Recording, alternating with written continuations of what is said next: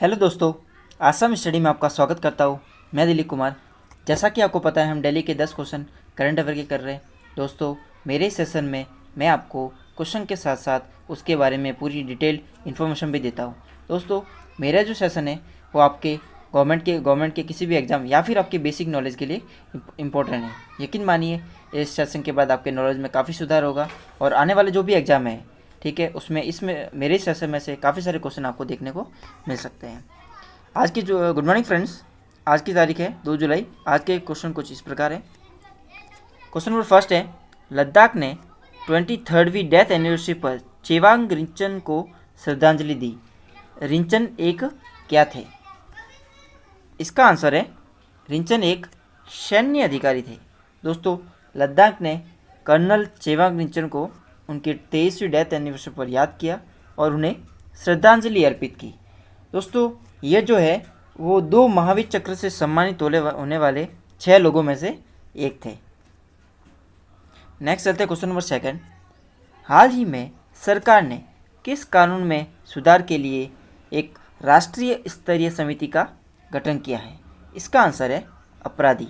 दोस्तों, जो क्रिमिनल होते हैं उनके सुधार के लिए एक राष्ट्रीय स्तरीय समिति का गठन किया गया। किसके द्वारा? भारत के गृह मंत्रालय के द्वारा इस समिति का गठन किया गया।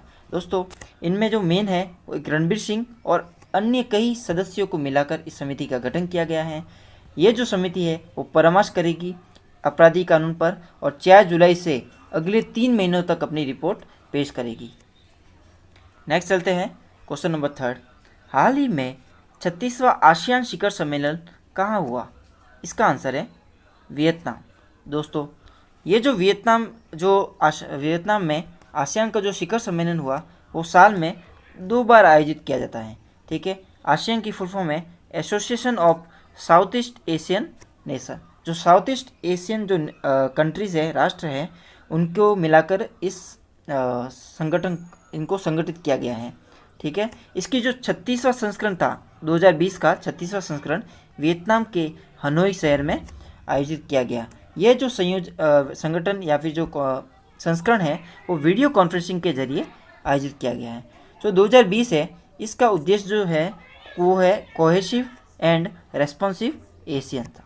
ठीक है, और इसका एक मुख्य उद्देश्य और भी कह सकते हैं कि जो कोविड-19 महामारी चल रही है उसकी जो प्रतिक्रिया या फिर महामारी के बाद जो रिकवरी और भागीदारी, मतलब देशों की भागीदारी भविष्य में साथ में इनका देशों का सहयोग रहेगा। दोस्तों, 10 आसियान सदस्य देश जो है वो Indonesia, Thailand, Singapore, Philippines, Malaysia, Vietnam, Brunei, Cambodia, Myanmar, Laos, इन 10 सदस्यों को मिलाकर आसियान देश संगठित हुआ है। नेक्स्ट चलते हैं क्वेश्चन नंबर फोर्थ।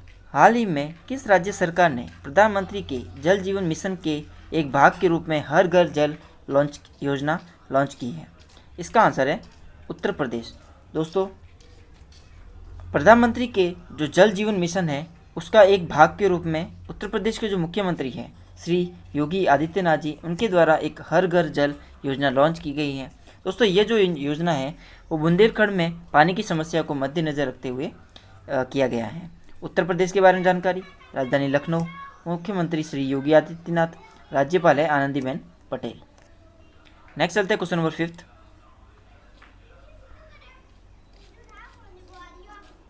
हाल ही में उत्तराखंड के वन विभाग ने लाइकेन पार्क को किस जिले में विकसित किया है? इसका आंसर है पिथौरागढ़। दोस्तों, जो उत्तराखंड का जो कुमाऊं क्षेत्र है, यहाँ पे जो सबसे खूबसूरत पहाड़ी मुनस्यारी में राज्य के वन विभाग के अनुसार अनुसंधान प्रकोष्ठ देश का पहला कवक पार्क जो लाइकेन पार्क है वो विकसित किया गया है। किस जिले में? पिथौरागढ़ जिले में।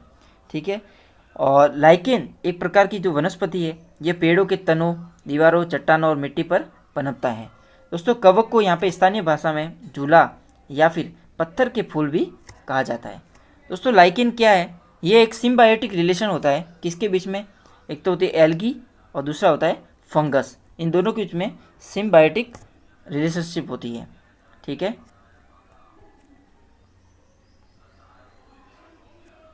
नेक्स्ट चलते हैं क्वेश्चन नंबर 6। हाल ही में विश्व बैंक ने भारत को 3000 करोड़ रुपए की ऋण की मंजूरी दी है।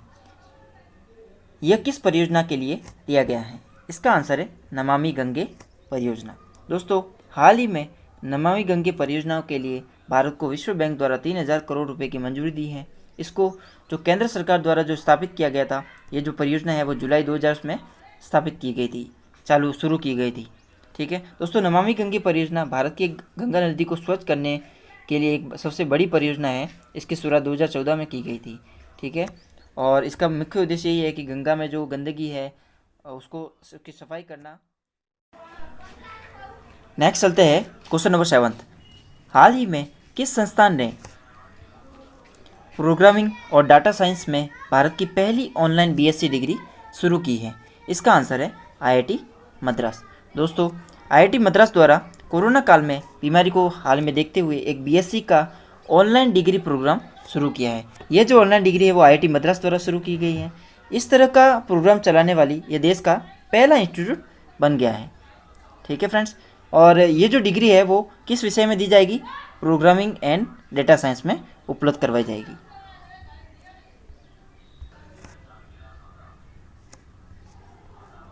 दोस्तों, जो आईआईटी मद्रास के जो प्रोफेसर है, निदेशक है, उनका नाम है प्रोफेसर भास्कर राममूर्ति। इन्होंने जानकारी दी और बताया है कि जो डेटा साइंस की डिग्री में कोर्स आज के समय की एक प्रमुख मुख्य ज़रूरत है जो रोजगार को ध्यान में रखकर डिजाइन किया गया है। ठीक है, यह प्रोग्राम भारतीय शिक्षा के क्षेत्र में आने वाले समय में एक गेम चेंजर साबित होगा।